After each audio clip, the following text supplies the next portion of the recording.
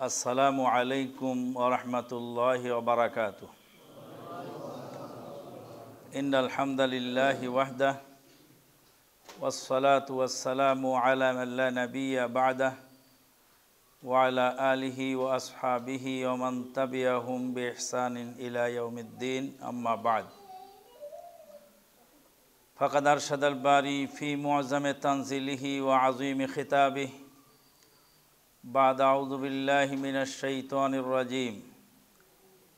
ইউরিদুনা লিইউতফিউ নূরাল্লাহি বিআফওয়াহিহিম ওয়াল্লাহু মুতিম্মু নূরিহি ওয়ালাউ কারিহাল কাফিরুন।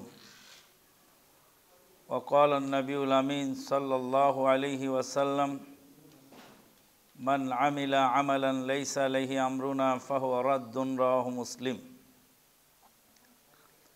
আল্লাহ পাকের অশেষ মেহেরবানিতে আহলে হাদিস আন্দোলন বাংলাদেশ ঐতিহ্যবাহী রাজশাহী সাংগঠনিক জেলা কর্তৃক আয়োজিত আজকের এই মাসিক তাবলিগি ইজতেমায় আমরা অংশগ্রহণ করার সুযোগ পেয়েছি। যে আল্লাহ পাক তৌফিক দিলেন, তারই বারগাহে শুকরিয়া আলহামদুলিল্লাহ। দরুদ ও সালাম বর্ষিত হোক নবী মুহাম্মদুর রাসূলুল্লাহ সাল্লাল্লাহু আলাইহি ওয়াসাল্লামের প্রতি। আল্লাহুম্মা সাল্লি আলা মুহাম্মাদিন ওয়া আলা আলি মুহাম্মাদিন কামা সাল্লাইতা আলা ইব্রাহিম ওয়া আলা আলি ইব্রাহিম ইন্নাকা হামিদুম মাজিদ। আল্লাহুম্মা বারিক আলা মুহাম্মাদিন ওয়া আলা আলি মুহাম্মাদ কামা বারাকতা আলা ইব্রাহিম ওয়া আলা আলি ইব্রাহিম ইন্নাকা হামিদুম মাজিদ। উপস্থিত দিনী বৈঠকের সম্মানিত মুরব্বিয়ান, সমবয়সী বন্ধুবর্গ, স্নেহের বয়োকনিষ্ঠ ভ্রাতৃ ও শ্রোতৃমণ্ডলী, সময় আমাদের হাতে খুব কম। সময় আমাদেরকে পারমিট করে না আনলিমিটেড কথা বলার, যার ফলে সংক্ষেপেই আজকের এই আলোচনা সমাপ্ত হবে ইনশাআল্লাহ। তবে আলোচ্য বিষয় হবে সতর্কতা বাণী, বিশেষ সতর্ক, জাতিকে, সমাজকে বিশেষভাবে সতর্কীকরণ, সংবিধিবদ্ধ সতর্কীকরণ। ধূমপান মরণ ডেকে আনে। সতর্কবাণী, সতর্ক সংকেত সব জায়গায় দেওয়া হয়। এই আহলে হাদিস আন্দোলনের দায়িত্বশীল কর্মী, নেতৃবৃন্দ, অনুসারী, অনুগামী এবং যারা ভালোবাসেন আহলে হাদিস আন্দোলনকে, ফলোয়ার্স, তাদের জন্য বিশেষ সতর্কবাণী। সতর্কবাণী নতুন থেকে কিছু নয়। আজ থেকে প্রায় 1450 বছর পূর্বে মহান আল্লাহ পাক সূরাতুস সফের মধ্যে সেই সতর্কবাণী জানিয়ে গেছেন। আমরা নতুন করে সেটা তর্জমা করে আপনাদেরকে শোনাবো ইনশাআল্লাহ। আহলে হাদিস আন্দোলনের সাথে সূরাতুস সফের একটা, আহলে হাদিস আন্দোলনের সাথে সূরাতুস সফের, আহলে হাদিস আন্দোলনের সাথে সূরাতুস সফের একটি কানেকশন আছে, সেটা জানা আছে আপনাদের? সূরাতুস সফের সাথে আহলে হাদিস আন্দোলনের বিশেষ কানেকশন। গোটা কোরআনের সাথেই তো, কোরআন এবং সহিহ হাদিসের সাথেই আমাদের কানেকশন, কিন্তু সূরাতুস সফের সাথে একটা বিশেষ সম্পর্ক আছে। সে সম্পর্কটা কি? সম্পর্কটা হলো আহলে হাদিস আন্দোলনের সিলেবাস। সূরাতুস সফ আহলে হাদিস আন্দোলনের নেতাকর্মীদের সিলেবাসের অন্তর্ভুক্ত। যারা আহলে হাদিস আন্দোলন করবেন তারা সূরাতুস সফ অর্থসহ মুখস্থ রাখতে হবে। সূরাতুস সফটাই হলো এটা জামাতবদ্ধ জিন্দেগি বা কাতারবন্দি হওয়ার এক অনুপ্রেরণা। সফ মানেই হলো কাতার, সালাতের কাতারকে সফ বলা হয়। সাউউ সুফুফাকুম, মক্কা মদিনা আরব জাহানের ইমামগণ বলছেন সাউউ সুফুফাকুম, তোমাদের কাতারকে সোজা করো। পৃথিবীতে যত গোলমাল হচ্ছে মুসলমানদের, সমস্ত গোলমালের মূল কারণ হলো কাতার ঠিক না হওয়া। রাসূলুল্লাহ সাল্লাল্লাহু আলাইহি ওয়াসাল্লাম বলছে যে সালাতে কাতার সোজা করো, ঠিক করো, পরস্পরে মিলিয়ে দাঁড়াও, মাঝখানে ফাঁকা রেখো না, শয়তান ফাঁকা জায়গায় ঢুকে তোমাদের মধ্যে ওয়াসওয়াসা সৃষ্টি করবে, ওয়াসওয়াসা সৃষ্টি করে ক্ষতিগ্রস্ত করবে। আজকে মুসলিমদের যত গোলমাল, যত দলাদলি, যত অনৈক্য, সব অনৈক্যের মূল কারণ হলো জামাতের কাতার ঠিক না হওয়া। কাতারবন্দি হতে হবে, পায়ে পায়ে কাঁধে কাঁধে মিলিয়ে দাঁড়াতে হবে, কাতার সোজা করতে হবে। এই কাতারবন্দি হওয়ার গুরুত্ব আরোপ করে আল্লাহ পাক এই সূরাটির নাম রেখেছেন সূরাতুস সফ। বহুবার বলেছি, আবারও বলি, শুনুন। এক আর এক যোগ করলে হয় দুই, এক আর এক যোগ করলে হয় দুই।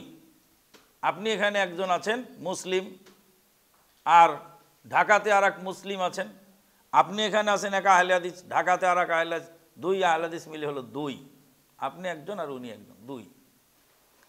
এক আর এককে যোগ করলে হয় দুই, কিন্তু এককে একের সঙ্গে কাতারবন্দি করলে হয় 11। একের পাশে এককে যদি সেট করে লাগানো যায়, একটা ইঁটের সাথে যেমন একটা ইঁট গেঁথে দেওয়া হয়, একটা একের সাথে আর একটা এক যখন গেঁথে দেওয়া হয় তখন হয় 11। এক একে 11। তারপরে এই 11-র সাথে যদি আর একটা ইঁট গাঁথা হয় তখন 111। তারপর আর একটা ইঁট গাঁথা হয় তখন হয় 1111। তারপর আর একটি ইঁট গাঁথা হয় তখন 10,111, 11,111। আল্লাহু আকবার। তাহলে বিচ্ছিন্ন দুইজন মুসলিম দুইজনের শক্তি বহন করে, আর সেই দুই মুসলিম যখন এক কাতারে সামিল হয়ে এক প্ল্যাটফর্মে দাঁড়ায় তখন 11 জনের সমান শক্তি যোগায়। রাসূলুল্লাহ সাল্লাল্লাহু আলাইহি ওয়াসাল্লাম বলছেন, আল মুমিনু মাসালুল মুমিনি কাল বুনিয়ান ইয়াশুদ্দু বাযুহু বাযা। মুমিনের দৃষ্টান্ত হলো বুনিয়ানের মতো, এটা একটি বিল্ডিংয়ের মতো, কনস্ট্রাকশনের মতো। ইয়াশুদ্দু বাযুহু বাযা, একটা আরেকটাকে শক্তিশালী করে। পুরা ওয়াল গাঁথার পর উপরে টানা লিন্টার হয়ে যায়, এই লিন্টার পুরা বিল্ডিংটাকে বেঁধে রাখে। বিল্ডিংয়ের মধ্যে সংগঠন খুঁজে পাওয়া যায়, আর পিঁপড়ার মধ্যে সংগঠন খুঁজে পাওয়া যায়, পশু পাখির মধ্যে সংগঠন খুঁজে পাওয়া যায়, মাছের মধ্যে সংগঠন খুঁজে পাওয়া যায়, গাছের মধ্যে সংগঠন খুঁজে পাওয়া যায়, পশু পাখির মধ্যে সংগঠন খুঁজে পাওয়া যায়। মরুভূমিতে ভেড়ার পাল চলে, তার মধ্যে একজন সর্দার থাকে। উটের পাল চলে, তার মধ্যে একজন সর্দার থাকে। পানির মধ্যে মাছ চলে, তার মধ্যে একজন সর্দার থাকে। বড় মাছ সামনে যায়, পিছনে হাজার হাজার মাছ তার পিছে যায় ঝাঁক ধরে। আকাশে পাখি ওরে, একটা পাখি সামনের দিকে যায়, হাজার হাজার পাখি পিছনে যায়। এই যে ভাই ইঙ্গিত দিয়ে গেলেন, এখন আমাদেরকে বলা হচ্ছে সংগঠন চলবে না, সংগঠন জাহেলিয়াত, সংগঠন এই, সংগঠন সেই। এরা হলো এই ব্রিটিশ আমলের সেই সর্বনাশা কওমের লোক। ব্রিটিশ আমলে এক শ্রেণী সর্বনাশা কওম, যারা ফতুয়া দিয়েছিল ইংরেজি শিখা হারাম, যাদের ফতুয়া পেয়ে মুসলিমেরা ঘরের কোণে বসেছিল, হিন্দুরা ইংরেজি শিখে তারা ব্রিটিশদের বড় বড় পোস্ট দখল করে মুসলমানদেরকে দারুণভাবে নির্যাতন করেছে। ইহুদি নাসারার যত চাল আছে আল্লাহ পাক তাই বলছেন, আউযু বিল্লাহি মিনাশ শাইতানির রাজিম ইউরিদুনা লিউতফিউ নূরাল্লাহি বিআফওয়াহিহিম ওয়াল্লাহু মুতিম্মু নূরিহি ওয়ালাউ কারিহাল কাফিরুন হুয়াল্লাযী আরসালা রাসূলাহু বিল হুদা ওয়া দীনিল হক লিইয়ুযহিরাহু আলাদ-দীনি কুল্লিহি ওয়ালাউ কারিহাল মুশরিকুন। ইউরিদুনা লিউতফিউ নূরাল্লাহ, ওরা চায় আল্লাহর নূরকে মুখের ফুৎকারে নিভিয়ে দিতে। আল্লাহু মুতিম্মু নূরিহি, আল্লাহ পাক তার নূরকে স্থায়িত্ব দান করবেন। এখানে এই আয়াতের মধ্যে প্রথমে আমরা একটা জিনিস জানতে পারছি, সেটা উসলুবে এলাহি। উসলুবে এলাহি আল্লাহ পাকের দেওয়া একটি উসলুব। আল্লাহ পাক বললেন ওরা চায় আল্লাহর নূরকে নিভিয়ে দিতে মুখের ফুৎকারে। কারা চায় তাদের নাম আল্লাহ উল্লেখ করলেন না, এটা উসলুবে এলাহি। ওরা বলে দেখো শুধু নামাজ পড়ে কে, আমার আল্লাহ বলেন ওই নামাজি যাবে ওয়াইলে। ওরা কারা, আমরা ওর নাম বলি নাই। তাহলে আল্লাহর উসলুবের সাথে এই উসলুবের মিল আছে। উসলুব কোরআন থেকে শিখতে হবে, উসলুব হাদিস থেকে শিখতে হবে। মানুষের নাম ধরে, কোনো সংগঠনের নাম ধরে কাউকে আঘাত করে কোনো দিন তাকে হকের পথে দাওয়াত করা যায় না। বলতে হবে এক শ্রেণীর লোক আছে যারা এগুলি করে। আল্লাহ পাক বললেন যে এক শ্রেণীর লোক যারা মুখের ফুৎকারে আল্লাহর নূরকে নিভিয়ে দিতে চায়। আল্লাহু মুতিম্মু নূরিহি ওয়ালাউ কারিহাল কাফিরুন। আল্লাহ পাক তার নূরকে স্থায়িত্ব দান করবেন যদিও কাফেররা সেটাকে অপছন্দ করে। আল্লাহর নূরকে আল্লাহ স্থায়িত্ব দান করবেন মুখের ফুৎকারে। ইহুদি নাসারা অমুসলিম, শিরক বেদাতের শিখণ্ডী, জাহেলিয়াতের দাওয়াতকারী, আহ্বানকারী, জাহেলিয়াতের ঠিকাদার ফেরিওয়ালা, এরা চায় আল্লাহর নূরকে নিভিয়ে দিতে। আর নিভিয়ে দেওয়ার কৌশল হলো, যত কৌশল অবলম্বন করেছে তার ভিতরে একটা মারাত্মক কৌশল হল divide and rule. Divide and rule, মানুষকে বিভক্ত করো আর শাসন করো। যত বিভক্তিতে আনা যাবে তত শাসন করা সম্ভব। যারই ফলশ্রুতিতে ইহুদি নাসারাদের প্ল্যান পরিকল্পনা কিন্তু অন্য কারোকে নিয়ে নেই। কেন নাই? আমাকে এক ভদ্রলোক জিজ্ঞেস করছিলেন যে জঙ্গিবাদের মামলায় যত লোক অ্যারেস্ট হচ্ছে সবই যে আহলে হাদিস ঘটনা রেখে। তা আমি জবাব দিয়েছিলাম যে আহলে হাদিস আন্দোলনকে নস্যাৎ করার জন্য জঙ্গিবাদের নাটক মঞ্চস্থ করা হয়েছে।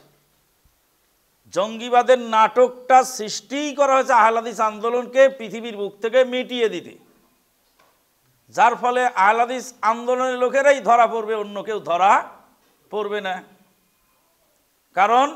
কারণ হলো ইহুদি নাসারারা এই বুলেট পার্টি, ব্যালট পার্টি আর গাঁট্টি পার্টি কোনো পার্টিকেই মুসলিম বলে, প্রকৃত মুসলিম বলে গণ্য করে না। যারা ব্যালট পার্টি, ওদেরকে দুই একটা মন্ত্রী পোস্ট দিয়ে ঠান্ডা করা সম্ভব। বেপরোয়া আহলে হাদিসকে বা কোরআন সুন্নাহর বেপরোয়া বলতে মানে বেদাত মানব না, এর পরিণতিতে কি হবে সেটা পরোয়া করে না। বেপরোয়া মানে আইন শৃঙ্খলার বেপরোয়া তা নয়। বেপরোয়া মানে হলো নিজের পরিণতি সম্পর্কে বেপরোয়া। সে বেপরোয়া শব্দটা আমি বলি নাই, এটা বলেছিলেন খুবাইব বিন আদি রাদিয়াল্লাহু তাআলা আনহু। বলছেন লাস্তু উবালি হিনা উকতালু মুসলিমা, যখন আমি মুসলিম অবস্থায় নিহত হব তখন আমি কোনো পরোয়াই করি না। আমি মুসলিম অবস্থায় নিহত হলাম, এতে আমার কোনো পরোয়া নেই। আমার লাশ কয় টুকরা করা হবে, কিভাবে আমাকে মারা হবে, সেটা আমার টেনশন নাই, সেটা আমার কোনো পরোয়া নেই। একদল লোককে বুলেট দিয়ে, ব্যালট দিয়ে, দুই একটা মন্ত্রীর পোস্ট দিয়ে ঠান্ডা করা সম্ভব। আর একদল লোককে কিছু পয়সা দিয়ে ঠান্ডা করা সম্ভব। আর একদল যুব সমাজকে দুনিয়াবি ক্ষমতার মসনদে বসানোর, 63 জেলায় বোম্বিং করে ক্ষমতার মসনদে বসে তুমি প্রেসিডেন্ট হবে, তুমি ইসলাম কায়েম করবে, দুনিয়াতে তোমার টাকার অভাব হবে। তদানীন্তনকালের সেই জঙ্গি নেতা তিনি তার অনুসারীকে লিখেছিলেন, বলছিলেন তুমি জঙ্গিবাদের সাথে জড়িত থাকো, টাকার অভাব হবে না, ব্যাংক ডাকাতি করে আমরা টাকা নিয়ে আসবো, আর থানাতে আক্রমণ করে থানার পুলিশের অস্ত্র কেড়ে নিয়ে পুলিশকে মারবো, অস্ত্রের অভাব হবে না। ভাবছো কেন তুমি? জঙ্গি নেতা তার অনুসারীকে লিখে দিচ্ছে যে থানাতে আক্রমণ করে অস্ত্র কেড়ে নেব পুলিশের কাছ থেকে, আর ব্যাংকগুলিতে ডাকাতি করে টাকা নিয়ে যাবো, টাকারও অভাব হবে না, অস্ত্রের অভাব, তুমি খালি আমার সাথে থাকো। সুবহানাল্লাহ, আল্লাহু আকবার। এই যে রাতারাতি 63 জেলায় বম্বিং করে বোমা ফুটিয়ে ককটেল ফুটিয়ে ইসলাম কায়েম হয়, এটা পাগল ছাগল ছাড়া কেউ বিশ্বাস করে না। আল্লাহর নবী সাল্লাল্লাহু আলাইহি সাল্লাম তাদেরকে পাগল ছাগলই বলতেন, হুদাসাউল আসনান সুফাহাউল আহলাম, তাদের বয়স হবে অল্প এবং বুদ্ধি হবে হালকা। পাগল ছাগল আমি বললাম তো, যেটা আমার ভাষা আমি উচ্চারণ করেছি, কিন্তু এর সমর্থনে রাসূলুল্লাহ সাল্লাল্লাহু আলাইহি ওয়াসাল্লাম বলছেন তাদের বয়স হবে অল্প, বুদ্ধি হবে হালকা। তারা এদেরকেও কিনে নেওয়া সম্ভব, আর ওদেরকেও কিনে নেওয়া সম্ভব। আর গাঁটটিওয়ালা যারা আছে এরা তো আমাদেরই লোক। পৃথিবীর এমন কোনো দেশ নাই যেখানে তাদের যাওয়া নিষেধ। ইহুদি নাসারার এজেন্ডা বাস্তবায়ন করার জন্য তারা নিজেরাই যথেষ্ট, আর কিছু লাগে না। এখন নিয়ন্ত্রণ করবে কাকে? নিয়ন্ত্রণ করতে হবে ওই লোককে, যেই লোককে কোনোভাবেই ম্যানেজ করা সম্ভব নয়। কোরআন ও হাদিসের সামনে তারা কোনো অবস্থাতেই নতি স্বীকার করেন। কোরআন ও হাদিসের বিপরীত অবস্থানে কোনো অবস্থাতেই তারা নতি স্বীকার করেন। কোরআন ও হাদিসের সামনে আত্মসমর্পণকারী যারা, নিজের জীবন তারা আল্লাহর রাস্তায় বিকিয়ে দিয়েছে। ইন্নাল্লাহ আশতারা মিনাল মুমিনিনা আনফুসাহুম ওয়া আমওয়ালাহুম বিআন্না লাহুমুল জান্নাহ, জান্নাতের বিনিময়ে তাদের জীবনকে খরিদ করা হয়েছে। ইহুদি নাসারারা আহলে হাদিস আন্দোলনকেই হিসাবে রাখে এবং তাদেরকেই ক্ষতিগ্রস্ত করার চেষ্টা করে। এখন যত রকমের ফতুয়াবাজি আছে সব আহলে হাদিসদের উপরে চলছে। কি চমৎকার কথা দেখুন, বেদাতিকে বেদাতি বলা যাবে, মাতুরিদিকে মাতুরিদি বলা যাবে, জাহমিয়াকে জাহমিয়া বলা যাবে, কাদারিয়াকে কাদারিয়া বলা যাবে, আশায়েরাকে আশায়েরা বলা যাবে, খারিজিকে খারিজি বলা যাবে, কিন্তু আহলে হাদিসকে আহলে হাদিস বলা যাবে না। কি বলতে হবে? বলতে হবে সহি আকীদার লোক। কি বলতে হবে? মুসলিম। মুসলিম বলতে হবে। আমিও মুসলিম, তুমিও মুসলিম। তুমি কোন জাতের মুসলিম আর আমি কোন জাতের মুসলিম? How many kinds of Muslim in this world? There are 73 kinds of Muslim in this world. 73 kinds of Muslim in this world. এই পৃথিবীতে 73 কাইন্ডস অফ মুসলিম বাস করবে। তুমি কোন জাতের মুসলিম? দলাদলি হবে না। দলাদলি হবে না মানে?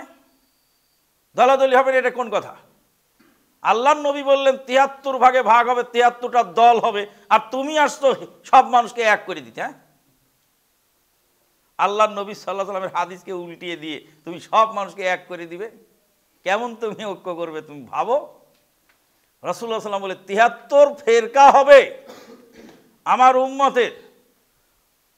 রাসূলুল্লাহ সাল্লাল্লাহু আলাইহি ওয়াসাল্লাম বললেন 73 ফেরকা হবে, 73 দল হবে। ওয়া সাতাফতারিকু হাযিহিল উম্মাহ ইলা 73 মিল্লাহ ওয়া ফি রাওয়ায়াতিন ফিরকা। 73 ফেরকা হবে, তার মধ্যে এক দল হবে জান্নাতি আর বাকি 72 জাহান্নামী। তাহলে ফেরকার ভিতর থেকেই তো বের হলো নাকি? সহি ফেরকাটা কোথায়? ফেরকার ভিতরে ছিল না বাইরে? উম্মাতুল ইজাবা আর উম্মাতুল দাওয়া। নবীর উম্মত দুই ভাগে বিভক্ত। একটা হলো উম্মাতুল দাওয়া, যাদের কাছে দাওয়াত পৌঁছে গেছে তারা হলো উম্মত, মানে নাই অমুসলিম তারাও উম্মত, আর যারা মুসলিম তারাও উম্মত। আর একটু কথা ক্লিয়ার হলে বোঝা যাবে। এক ছাত্র এসে বলছে, উস্তাদজি কেমন আছে? তা আমি বললাম যে তোমাকে তো আমি কোনদিন পড়াইনি রে বাবু, তুমি আবার আমাকে উস্তাদজি বললে কিভাবে? তো হচ্ছে পাঁচরুখি মাদ্রাসায় যখন আপনি পড়াতেন তখন আমি ক্লাস 5-এ নিচের ক্লাসে ছিলাম। আপনার কাছে আমাদের কোনো সিলেবাস বা কোনো রুটিন ছিল না। পাঁচরুখি দারুল হাদিস মাদ্রাসায় আমি সহি মুসলিম পড়াতাম, কাতরুন নাদা আরবি গ্রামারের কিতাব পড়াতাম এবং তাফসিরে ফতুল কাদির পড়াতাম মুসলিম ক্লাসের ছাত্রদের। আলহামদুলিল্লাহ, মুসলিম ক্লাসের ছাত্রদের আমি পড়াতাম। ও ছিল ক্লাস 5-এ, সেও আমার ছাত্র, আমি তার উস্তাদ। কেন উস্তাদ? যে একই প্রতিষ্ঠানে এট এ টাইমে সে ছিল ছাত্র, আমি ছিলাম উস্তাদ। সে হলো আমার ছাত্র। কেন ছাত্র? যেটা আমার পিরিয়ডে সে ছিল প্রতিষ্ঠান। এটা হলো উম্মতের দাওয়ার দৃষ্টান্ত। আর আরেক ছাত্র সরাসরি কেতাব পড়েছে আমার কাছে, আরেক ছাত্র সরাসরি কেতাব পড়েছে আমার কাছে। রাসূলুল্লাহ সাল্লামের অনুসরণ ডাইরেক্ট করেছে যারা, তারা হলো উম্মাতুল ইস্তিজাবা। আর যারা নবীর পিরিয়ডে এসেছে কিন্তু ইসলাম গ্রহণ করে নাই তারা হলো উম্মাতুদ দাওয়া। তাহলে উম্মাতুদ দাওয়া বিভক্ত হবে না উম্মাতুল ইস্তিজাবা? মুসলমানদের মধ্যে ভাগ না অমুসলিমদের মধ্যে? সমস্ত মানুষের মধ্যে ৭৩ ভাগ না মুসলমানদের মধ্যে? দলিল কি? আরে আল্লাহ নবীর উম্মত সবাই, শেষ জামানায় যারা সবাই তো উম্মত। দলিল কি? দলিল হলো তাফাররাকাত বানু ইসরাইল সিনতাই ও সাবেইনা ফিরকা। বানি ইসরাইল ৭২ ভাগে ভাগ হয়েছে, আমার উম্মত ৭৩ ভাগে ভাগ হবে। বানি ইসরাইলের কাহিনী তো আগেই বলা হলো, কাজে ইহুদি নাসারার মধ্যে বাদ। কি বোঝা গেল? তাহলে নবীর উম্মত বলে যারা দাবি করবে, বানি ইসরাইল ৭২ ভাগে ভাগ হয়েছে, তাহলে ইহুদি নাসারা কি হয়ে গেল? ইহুদি নাসারার কিসসা আগে চলে গেল। তারপরে যারা থাকলো তারা শেষ জামানার মুসলিম। এই মুসলিমরা ৭৩ ভাগে ভাগ হবে।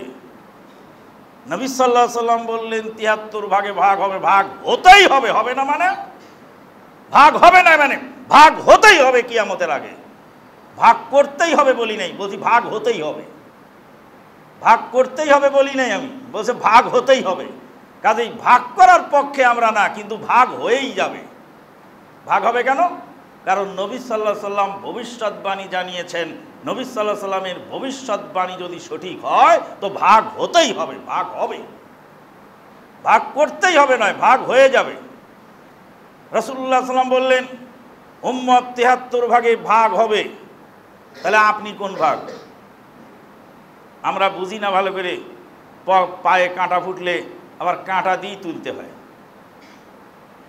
পায়ে যে কাঁটা ফোটে ওই কাঁটাকে তুলতে হলে কাঁটাই লাগে, কাঁটা ছাড়া কাঁটা ওঠে না। আর এক কাঁটা দিয়ে কাঁটা তুলতে হয়।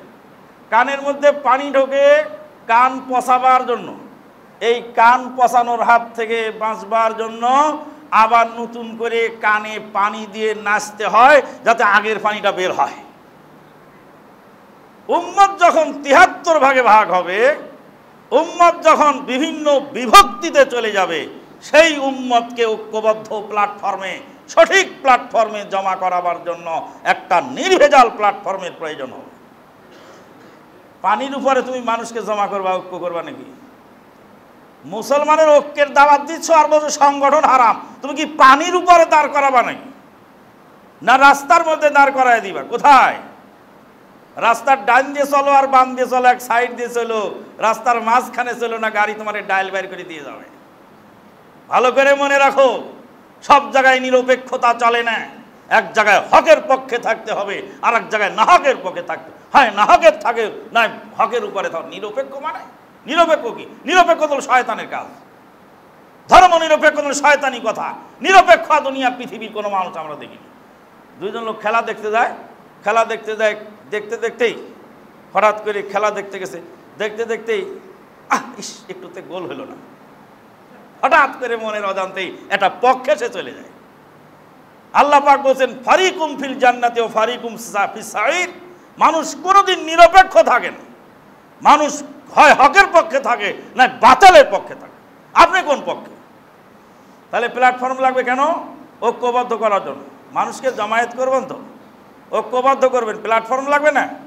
তা আপনার কাছে সংগঠনই হারাম, তো ঐক্যবদ্ধ করবেন কি করে?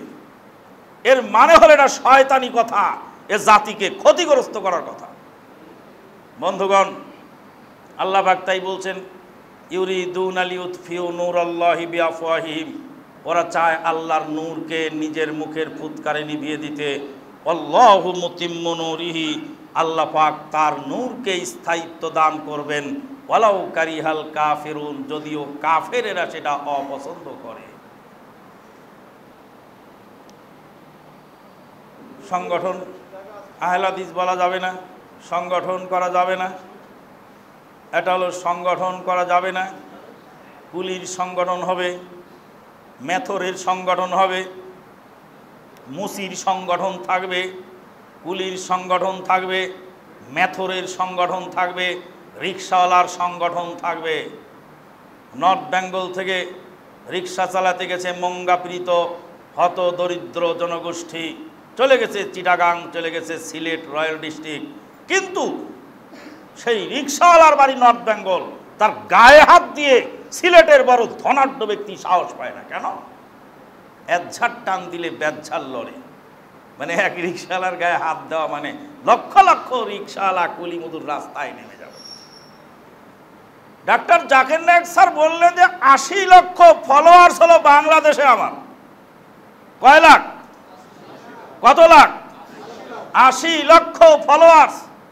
ডাক্তার জাকির নায়েক স্যারের ডাইরেক্ট মুখে শোনা কথা। আমি বললাম, স্যার 80 লক্ষ ফলোয়ার্স আপনার কাজ হলো না, কারণ 80 লক্ষ ফলোয়ার ডাক্তার জাকির নায়েকের আছে আলহামদুলিল্লাহ, কিন্তু 80 লক্ষের মধ্যে কোনো ঐক্যবদ্ধ কোনো প্ল্যাটফর্ম নাই। 80 লক্ষ ফলোয়ার্স বাংলাদেশে থেকে 3 লক্ষ হিন্দু ভারতের মাটিতে মুসলিম হওয়া সত্ত্বেও তামাম বিশ্বে 5 কোটি লোক আনুমানিক ডাক্তার জাকির নায়েকের দাওয়াতে ইসলাম গ্রহণ করার পরেও পিস টিভি বন্ধ করে কিছু করবার নাই। কারণ 80 লক্ষ ইট যদি আপনি রাস্তায় ছড়িয়ে ছিটিয়ে রাখেন, 80 লক্ষ ইটের নাম বিল্ডিং নয়, 8000 ইট যদি আপনি গেটে একটা বিল্ডিং বানাতে পারেন, 8000 ইটের তলে মাথা গুজে ঠাই নেওয়া যায়, বিপদ আপদ বর্তমানে কাজে লাগে। 80 লক্ষ সাপোর্টার শুধু বাংলাদেশে, not a matter of joke. Doctor Zakir Naik is miracle of miracles. পৃথিবীর আশ্চর্যের আশ্চর্য হলো ডাক্তার জাকির নায়েক। কিন্তু কিছু করবার নেই। কেন নাই? তারা বিচ্ছিন্ন জনগোষ্ঠী দিয়ে কোনো সংগঠিত জনগোষ্ঠীকে মোকাবেলা করা আদৌ সম্ভব নয়। এখন এই সর্বনাশারা ইহুদি নাসারা টাকা খেয়ে অথবা ইহুদি নাসারাদের ভুল ফতোয়ার শিকার হয়ে এই সর্বনাশারা রাস্তায় বলে বেড়াচ্ছে সংগঠন হারাম, সংগঠন চলবে না, সংগঠন জাহেলিয়াত। একজন সেই মুফতি সাহেব জেদ্দাতে দেখা হয়েছিল আমার সাথে, বলছে যে সংগঠনের কারণে হিংসা বিদ্বেষ হয়, দলাদলি হয়। সংগঠন একটা ঐক্যবদ্ধ প্ল্যাটফর্ম, দাওয়াতি কাজের সহায়ক। সংগঠনের কারণে কোনো সমস্যা থাকতেই পারে। পৃথিবীর বুকে এমন কোনো কর্মসূচি বা এমন কোনো বিষয় নাই যার ইজাবিয়াত এবং সালবিয়াত নেই। আপনি যে একটা ওষুধ খান, সে ওষুধেরও সাইড এফেক্ট আছে। সাইড এফেক্ট আছে, যে ওষুধ খাওয়া বন্ধ করবেন নাকি? প্রত্যেকটা কাজের সাইড এফেক্ট আছে, কল্যাণ আছে, অকল্যাণের দিক আছে। সংগঠনের কারণে কোনো সাইড এফেক্ট থাকতেও পারে, আমি মেনে নিলাম, কিন্তু সাইড এফেক্টের ভয়ে মূল উপকার থেকে তো ফিরে আসবার সুযোগ নাই। ভদ্রলোকরে বললাম, ভাইজান, রাসূলুল্লাহ সাল্লামের জামানায় কুবা পল্লীতে সাহাবীদের মধ্যে মারামারি হয়েছিল, বুখারীর হাদিস। পাথর ছুঁড়ে মেরেছে আর খেজুরের ডাল দিয়ে এক সাহাবী আর এক সাহাবীরে পিটেছে, পিটাপিটি হয়েছে কুবা পল্লীতে। রাসূলুল্লাহ সাল্লাল্লাহু আলাইহি সাল্লাম বেলাল রাদিয়াল্লাহু তাআলা আনহুকে বলেন, আজান দাও। আর আব্দুল্লাহ বিন উম্মে মাকতুম রাদিয়াল্লাহু তাআলা আনহুকে, সম্ভবত ভালো করে আমার মেমোরিতে এই মুহূর্তে নেই, একজন সাহাবীকে বললেন, আমি চলে যাচ্ছি কুবা পল্লীতে গোলমাল মীমাংসা করতে, আর তুমি এখানে এসে সালাতটা ইমামতি করে আদায় করে দিও। রাসূলুল্লাহ সাল্লাল্লাহু আলাইহি ওয়াসাল্লামের জামানায় যে সাহাবীদের মধ্যে মারামারি হয়েছিল, গোলমাল হয়েছিল, তো এটা কি সেখানে সংগঠন ছিল? কোন সংগঠনে মারামারি বাধাই দিল আপনি বলেন তো? সংগঠন হলে মারামারি হয়, সংগঠন না থাকলে মারামারি হয় না। একই সংগঠনের মধ্যেও তো মারামারি হয়, তখন কি হয়? কাজেই মারামারি করানো জাত খাসলত, ভয়ে ভয়ে মারামারি হয়, স্বামী স্ত্রীতে মারামারি হয়, শ্বশুর জামাইতে মারামারি হয়, ছাত্র শিক্ষকে মারামারি হয়। মারামারি হয় থেকে সব বন্ধ করে দাও? না, বন্ধ করা যাবে না। সর্বনাশার সিদ্ধান্ত নেওয়া যাবে না। ইউরিদুনা লিইউতফিউ নূরাল্লাহি বিআফওয়াহিহিম ওয়াল্লাহু মুতিম্মু নূরিহি ওয়ালাউ কারিহাল কাফিরুন। তাহলে সংগঠন চলবে। সংগঠনকে যদি আমরা মুসলিম অমুসলিমের মাপকাঠি হিসাবে দাঁড় করাই, মানে আমার সংগঠনে থাকলে সে মুসলিম আর আমার সংগঠন থেকে বেরিয়ে গেলে সে কাফের, এই আকীদা যদি কেউ পোষণ করে তাহলে অবশ্যই সে সংগঠন জাহেলিয়াত, এতে কোনো সন্দেহ নেই। আমরা কি তাই মনে করি? আমাদের সংগঠন থেকে কত লোক বেরিয়ে গেছে, আমরা কি মনে করি তারা কাফের মুরতাদ? আমরা কি খারিজি বলে ফতোয়া দিয়েছি? না, আমরা খারিজি বলে ফতোয়া দেই নেই, বরঞ্চ যারা সংগঠনকে হারাম বলছে তাদের পেটের উপরে পাড়া দিলে এখনো সংগঠনে খাবার পেট থেকে বের হবে। মনের দুঃখে কথাগুলি আসে, কোন লজ্জায়, কোন আস্পর্দায়, কোন ধৃষ্টতায় সব কথা বলে, আর মানুষ সেই কথা নিয়ে নাচানাচি করে। মানুষ হয়েছে পাগল, আর পাগলের পিছনে যত প্রলাপ বকা যায়, যত সুবিধা, যত প্রলাপ বকা যায়। সেদিন এক ভদ্রলোক বলছিলেন যে আমাদের আলেম সমাজ আমাদের কাছে সবাই সমান। একজন আলেম চলে গেল সংগঠন থেকে বা বের করে দেওয়া হলো, আমরা তাকে বুকে টেনে নিলাম, তিনিও তো আমাদের আলেম ভাই। ও আপনি তো খুব উপকারকারী গো, খুব দারুণ উপকার করেছেন। আমার বেটাটাকে আমি ঘাড় ধরে বাড়ি থেকে বের করে দিলাম। কেন? আমার বেটা কথা শোনে না তাই।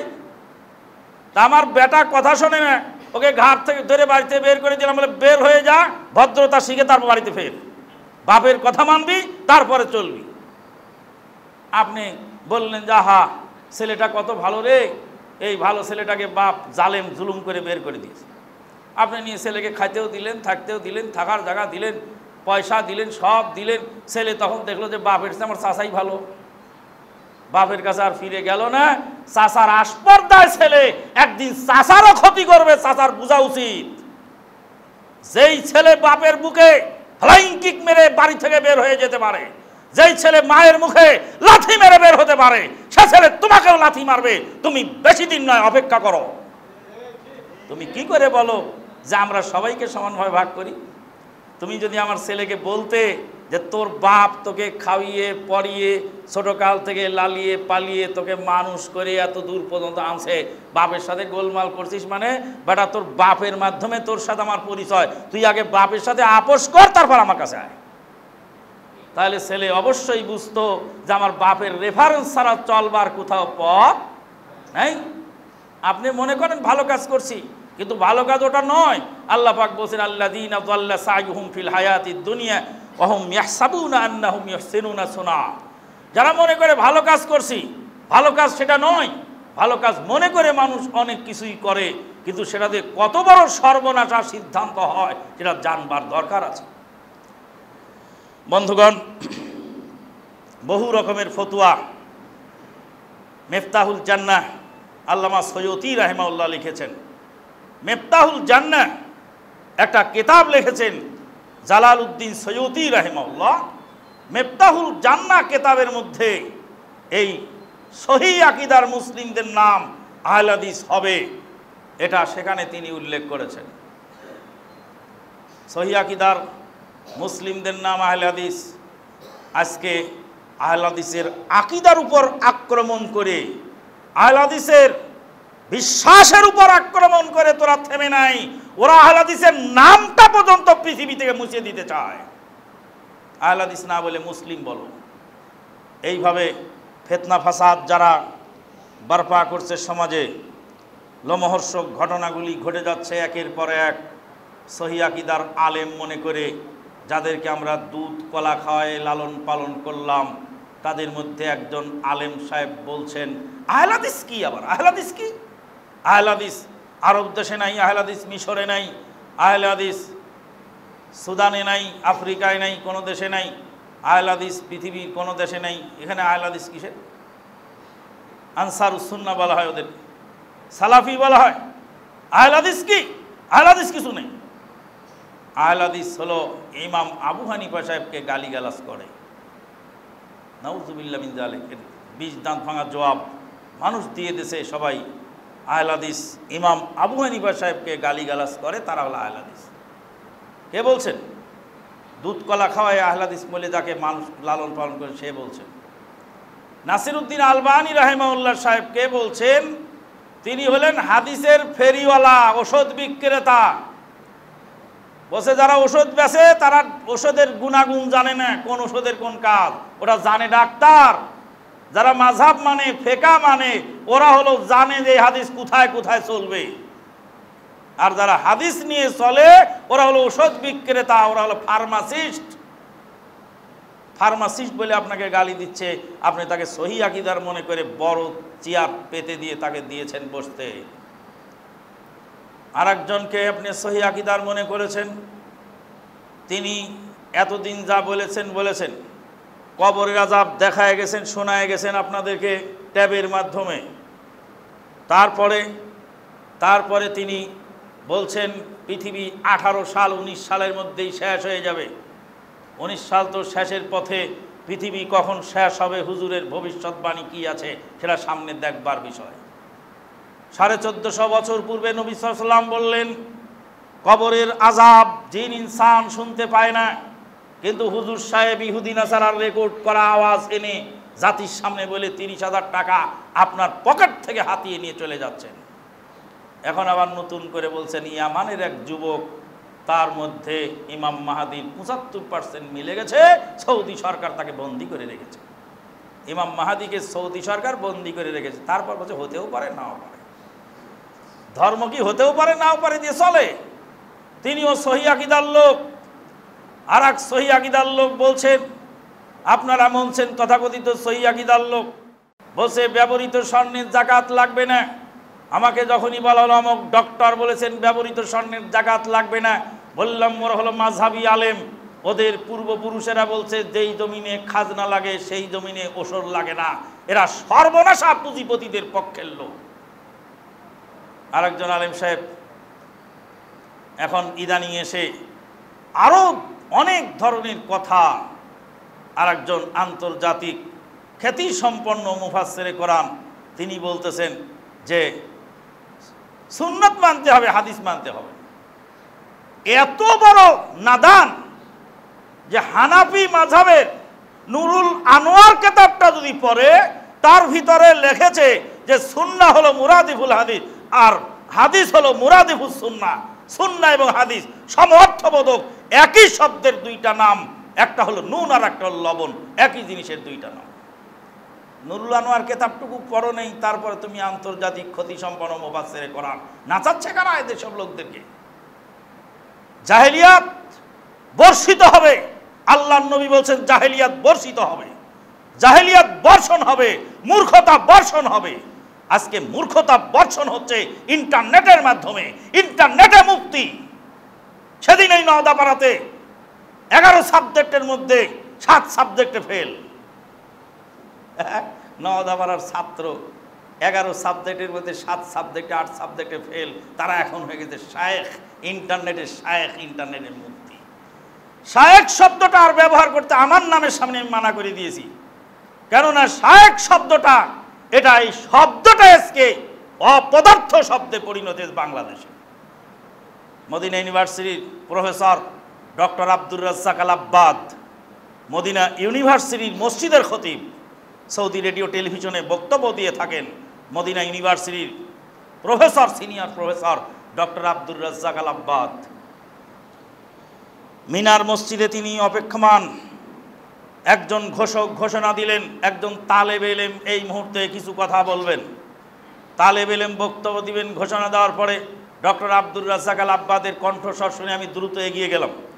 এগিয়ে দেখছি ঠিকই doctor Abdur Razzaq Al আব্বাদ, doctor Abdul Mohsin আল আব্বাদের সুযোগ্য সন্তান ডক্টর আব্দুর রাজ্জাক আল আব্বাদ মসজিদে, মদিনা ইউনিভার্সিটির মসজিদের খতিব, ইউনিভার্সিটির মসজিদের খতিব, দেশ ও বিদেশে যার নাম যশ, যার অগণিত গ্রন্থ যার প্রণয়নে আছে, doctor Abdur Razzaq Al আব্বাদ Taleb এলেম।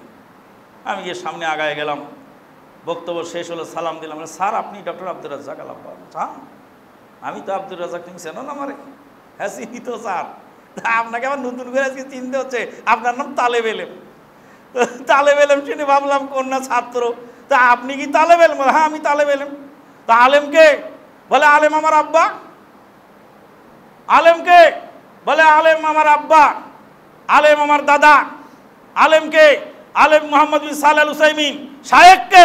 শায়েখ বিন বাজ, শায়েখ নাসিরউদ্দিন আলবানী, নাসিরউদ্দিন আলবানী এবং বিন বাজ রাহিমাহুল্লাহ, মোহাম্মদ বিন সালেহ আল উসাইমিন, ইনাদেরকে আমরা শায়েখ মনে করি, তাদের নিচে যারা আছে তারা সবাই আলেম। আর আমি হলাম তালেব এলেম। আর আমার নিচে যারা আছে ওরা কিছুই নেই, ওরা সালুক ইবনে সালুকা। যেখানে ডক্টর আব্দুর রাজ্জাক তালেব এলেম আর আমরা এখন শায়েখ। শায়েখের সরাসরি ইন্টারনেটে। আর এক শ্রেণীর লোকেরা হাজার হাজার লক্ষ লক্ষ টাকা দিচ্ছে স্যারেফ আহলে হাদিস আন্দোলনকে ক্ষতি করার জন্য, যারা করতেছে এতে কশ্চিন কালের ছন্দের অবকাশ নাই। মাঝে মাঝে মনে উঠলে কষ্ট বেড়ে যায় বন্ধুগণ, কিন্তু আপনারা আছেন, আপনাদেরকে দেখে কষ্টটা লাঘব হয়ে যায়। ভুখানাঙ্গা সেই লোকগুলা রসুলের সাথে ছিলেন, যখন জিজ্ঞেস করা হলো হেরাক্লিয়াসের দরবারে, বলা হলো তারা ধনাঢ্য ব্যক্তি নবীর সাথে না গরিব লোক, বলবাল জুয়াফাউহুম, গরিব লোক সাথে আছে। বাদশাহ নাজ্জাশীর দরবারে একই জবাব হয়েছিল, বাল জুয়াফাউহুম, গরিব দুঃখী লোক আছে।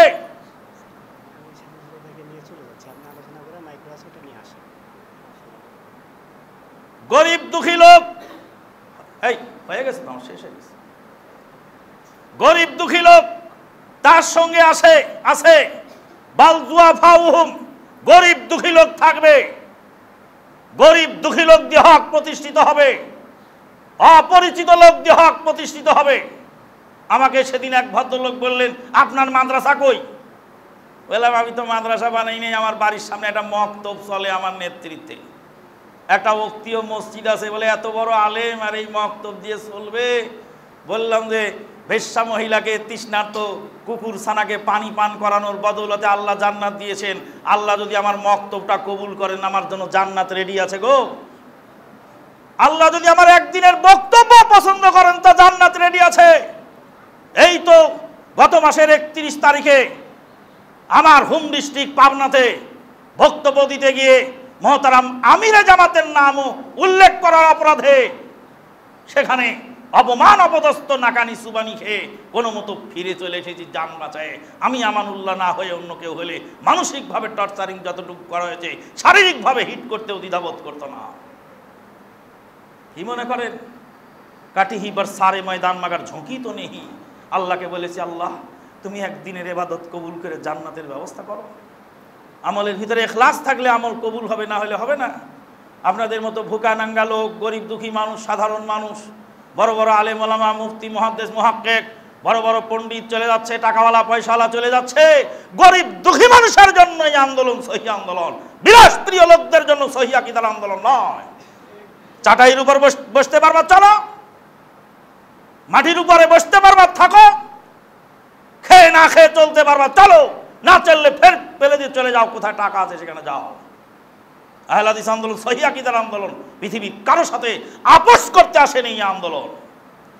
শেষে এক ঐতিহাসিক ঘটনা বলি, আমার বক্তব্য শেষ করছি। একজন দুর্ধর্ষ কমিউনিস্ট, তার নাম বলবো না থাক, একজন দুর্ধর্ষ কমিউনিস্ট বগুড়া আলতাফুন্নেসা খেলার মাঠে বাদাম খাওয়ার জন্য গেছেন। ডক্টর আসাদুল্লাহ গালিব স্যার মহতারাম আমিরে জামাত বক্তব্য দিচ্ছেন। কমিউনিস্ট বক্তব্য শোনার পরে বলছে, ইসলাম তো মানি না, ইসলামের ধার ধারি না, পৃথিবীতে যদি কোনো দিন বেঁচে থাকি ইসলাম মানি তো ডক্টর গালিব স্যারের সাথে থেকে ইসলাম মানব। কেন?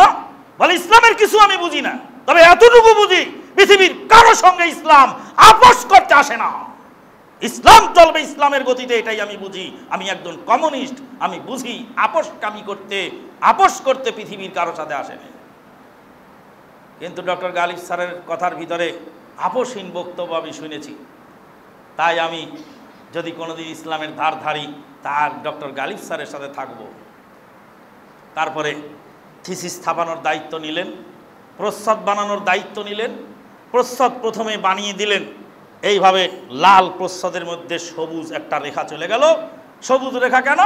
বলে, সবুজ রেখাটা হলো সবুজ বিপ্লব, ইসলামী আন্দোলন, সহি আন্দোলন। আর লাল হলো কমিউনিস্ট বিপ্লব। এই পৃথিবীতে দুইটা বিপ্লব আছে, একটা আহলে হাদিস আন্দোলন আর একটা কমিউনিস্ট বিপ্লব। বাকি যা আছে সব পয়সার গোলাম। কমিউনিস্ট বিপ্লব পৃথিবীর কারোর সাথে আপোষ করে না, কোনো পয়সার কাছে নত স্বীকার হয় না কমিউনিস্ট বিপ্লব। আর আহলে হাদিস আন্দোলন কারোর সাথে আপোষ করে না। এই লালগুলি কমিউনিস্ট বিপ্লব আর সবুজটা আহলে হাদিস আন্দোলন। তো উঠে গিয়ে ভাঁজ পড়লো কেন? কয় ঢাকা থেকে শুরু হয়েছিল, ধাক্কা খেয়ে রাজশাহী চলে গেল। রাজশাহী গিয়ে ভাঁজ পড়লো। আল্লাহু আকবার। রাজশাহীর লোকেরা আনসার না মুহাজির?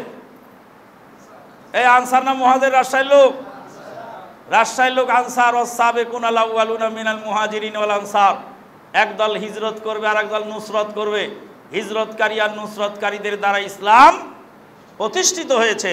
হিজরতকারী আর নুসরতকারীদের দ্বারা ইসলাম প্রতিষ্ঠিত হয়েছে। একদল হিজরত করবে আর একদল নুসরত করবে। তো ঢাকা থেকে যারা হিজরত করেছেন সাতক্ষীরা থেকে মহতারাম আমির হিজরত করে এসেছেন, আমরা এসেছি হিজরত করে, ডক্টর সাকাওয়াত এসেছেন কুমিল্লা থেকে হিজরত করে। এখন আহলে হাদিস আন্দোলনকে টিকায় রাখতে হলে রাজশাহীর আনসারদের প্রয়োজন। আনসাররা কই? উহুদের যুদ্ধে রাসূলুল্লাহ সাল্লাল্লাহু আলাইহি ওয়াসাল্লাম বললেন, কে আছো আমাকে সহযোগিতা করবে? একজন লোক আনসার থেকে বললেন, মুহাজির থেকে বললেন, আমি আছি। রাসূল বললেন, তোমার সহযোগিতা আমি চাই না, তুমি হলে মুহাজির, মুহাজিরদের সহযোগী। আনসারদের মধ্যে কে আছে?